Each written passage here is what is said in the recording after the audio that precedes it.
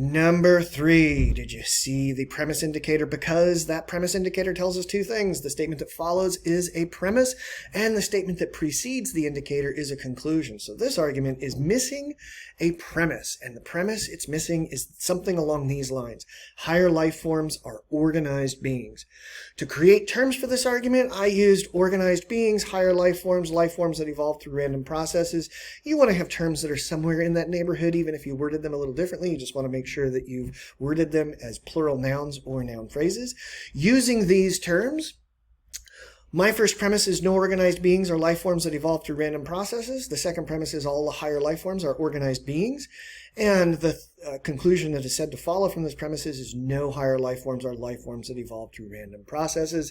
This is an argument that passes all 5 of the rules for standard form categorical syllogisms, and it also appears in our unconditionally valid forms inventory as an EAE figure 1. So this argument is valid. The question is it sound? Are both of the premises actually true statements?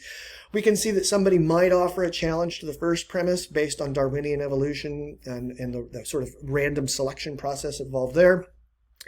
Somebody might challenge the second premise by really digging into what exactly is a being? What is this being that we're talking about that is a higher life form? So we definitely want to flesh these premises out and provide reasons and evidence for believing why we think they're true, or reasons for believing that they are false.